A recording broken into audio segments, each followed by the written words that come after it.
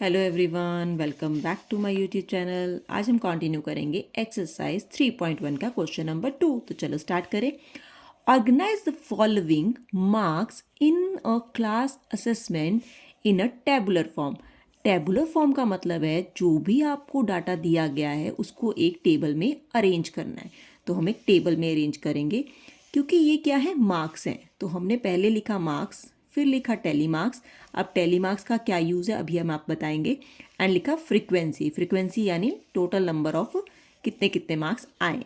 ठीक है, देखो अब यहाँ ध्यान से देखो, इसमें जो मार्क्स हैं वो 1 से लेके 9 तक हैं। ठीक है, तो सबसे पहले मार्क्स लिख लेते हैं। 1 2 3 4 5 6 7 8 एंड 9। क्यों लिखा 9 तक? क्योंकि मार्क्स सबसे कम 1 है और सबसे ज़्यादा 9 है, तो 9 से ज़्यादा मार्क्स ही नहीं है, तो ये मार्क्स हो गए। क्लियर। अब टेली मार्क्स क्या है? देखो टेली मार्क्स जो है एक रफ डाटा है, एक रफ फॉर्म है क्वेश्चन को करने के लिए। कैसे? देखो पहला टर्म क्या है आपका, पहला मार्क्स क्या है? 4 है ना, 4 है तो हमने उसे सर्कल कर लिया 4। देखो 4 मार्क्स का है, यहाँ कितनी बार आया? 1 टाइम, रिपीट ना हो जाए इसलिए हम इसे सर्कल करते जाएंगे। नेक्स्ट क्या है? 6 आया 1 टाइम, जितने टाइम आ रहा है उतनी स्टिक्स लगा रहे हैं हम सामने। फिर है 7 कितनी बार आया? 1 टाइम। Then 5 1 stick. 3 1 स्टिक। 5 के लिए देन 1 स्टिक। 4 के लिए 1 स्टिक। 5 के लिए अगेन 1 स्टिक। 2 के लिए 1 स्टिक। देन 6 मार्क्स के लिए 1 स्टिक। देन 2 के लिए अगेन 1 स्टिक। देन 5 के लिए 1 स्टिक। 1 के लिए 1 स्टिक। 9 के लिए 1 स्टिक। 6 के लिए 1 स्टिक। 5, अब देखो 5 ऑलरेडी 1 2 3 4 हो गया ना, 4। तो जो फिफ्थ आएगा वो ऐसे डायगोनल लाइन लगाएगी। फिफ्थ हमें एक पेयर फॉर्म में बताता है, यानी 5 के हमने एक सेट बना रखे हैं। ठीक है, जो हमारा टेली मार्क्स होता है उसमें 5 के सेट होते हैं। 8 के लिए 1 स्टिक एंड 4 के लिए 1 स्टिक। 6 के लिए 1 स्टिक एंड देन 7 के लिए 1 स्टिक। हमने सारे मार्क्स लिख लिए। ठीक है, सारे मार्क्स को हमने क्या करा, एक रफ डाटा फॉर्म में टेली मार्क्स में लिख दिया। अब देखो इसका यूज़ क्या है। अब हमें यहाँ देखने की ज़रूरत नहीं है, अब यहाँ से बता सकते हैं 1 कितनी बार आएगा? 1 टाइम आएगा। 2 कितनी टाइम आ रहा है? 2 टाइम आ रहा है। 3 कितने टाइम्स आ रहे हैं मार्क्स? 1 टाइम। 4 कितने टाइम आ रहे हैं? 3 टाइम। 5 कितने टाइम आ रहे हैं? ये 5 है। 4 नीचे डायगोनल इसे सेट फॉर्म में कन्वर्ट करता है, तो 5 टाइम्स आ रहा है। 6 कितने टाइम आ रहा है? 4 टाइम आ रहा है। 7 कितने टाइम आ रहा है? 2 टाइम आ रहा है। 1 कितने टाइम, 8 कितने टाइम आ रहा है? 1 टाइम आ रहा है। 9 कितने टाइम आ रहा है? 1 टाइम आ रहा है। क्लियर है? ठीक है, अब देखो, अब है हाईएस्ट। इसका पहला पार्ट निकालना है इसमें। Which number is the highest? Which number यानी नंबर यानी मार्क्स की बात करें, कौन सा हाईएस्ट है? अब मार्क्स कौन से हाईएस्ट है? 9 है। ठीक है, तो हाईएस्ट मार्क्स कितना है? 9 है। सिंपल, हाईएस्ट मार्क्स कितना है? आंसर है 9 है। नेक्स्ट पार्ट है which number is the lowest? Lowest सबसे कम मार्क्स कितने हैं? 1 है। सबसे कम मार्क्स 1 है ना। ठीक है, चलो थर्ड पार्ट देखो। Which is the range of the data? Range, range का फॉर्मूला क्या होता है? रेंज क्या होती है? रेंज होती है हमारी highest value, highest value minus lowest value, highest value minus lowest value. अब हाईएस्ट वैल्यू, हाईएस्ट वैल्यू मतलब हाईएस्ट मार्क्स, क्योंकि मार्क्स की बात कर रहे हैं, वैल्यू तो वही होगी ना। सबसे हाईएस्ट मार्क्स कितने अभी निकाले भी आपने? 9 है। और लोएस्ट कितने निकाले आपने? 1 है। तो इन दोनों को माइनस करो, कितना आ रहा है? 8। तो आपकी रेंज कितनी हो गई? 8। क्लियर है? ठीक है, चलो अब नेक्स्ट पार्ट पढ़ते हैं। 3 पार्ट्स कर लिए, फोर्थ पार्ट है फाइंड द अर्थमेटिकल मीन। आपको क्या निकालना है? अर्थमेटिकल मीन निकालना है। ठीक है, अब अर्थमेटिकल मीन, ये है हमारा अर्थमेटिकल मीन। अर्थमेटिकल मीन का फॉर्मूला होता है sum of all observations. Observations यानी जिस चीज़ की बात हो रही है, हाइट की, वेट की, मार्क्स की, उनका सम। ठीक है, डिनोमिनेटर में आता है टोटल नंबर ऑफ ऑब्जर्वेशन, यानी टोटल कितनी ऑब्जर्वेशंस हैं। क्लियर है?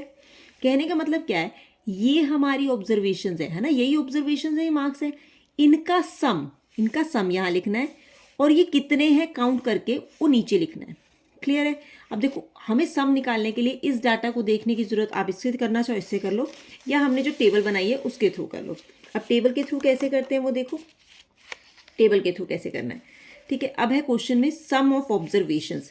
अब देखो 1 कितनी बार लिखना है हमने, 1 टाइम, प्लस 2 कितनी बार लिखना है, 2 टाइम्स, यानी 2 + 2, प्लस 3 कितनी बार है, 3 टाइम, प्लस 4 कितनी बार है, 3 टाइम्स, यानी 4 + 4 + 4, प्लस 5 कितनी बार आया, 5 टाइम्स, तो 1 2 3 4 एंड 5।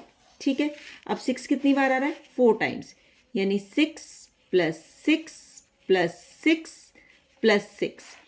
देन 7 कितनी बार आ रहा है, 2 टाइम्स, प्लस 7 + 7, प्लस 8 कितनी बार आ रहा है, 1 टाइम, एंड देन 9 कितनी बार आ रहा है, 1 टाइम। क्लियर है? सम ऑफ ऑब्जर्वेशन हमने टेबल देख के कर लिया। आपकी मर्जी है, आप जो गिवन जो हमारा क्वेश्चन है उसके अंदर जो डाटा उससे भी लिख सकते हो। अब लिखना है टोटल नंबर ऑफ ऑब्जर्वेशन। ठीक है, अब टोटल नंबर ऑफ ऑब्जर्वेशन हम काउंट करते हैं। Total number of observation count करो, 1 2 3 4 5 6 7 8 9 10 11 12 13 14 15 16 17 18 19 20। तो टोटल नंबर ऑफ ऑब्जर्वेशन कितनी है, 20। क्लियर है? अच्छा, एक और चीज़, जो आपने ये टेली बनाया है ना, ये हमने टेबुलर फॉर्म बनाई है, इसके अंदर फ्रीक्वेंसी जो है उसका टोटल, ये टोटल नंबर ऑफ ऑब्जर्वेशन के सेम आना चाहिए। काउंट करते हैं, 1 + 2 3, 3 + 1 4, 4 + 3 5 6 7, 7 के बाद 8 9 10 11 12 13 14 15 16 17 18 19 एंड 20। तो इसका टोटल कितना आ रहा है, 20।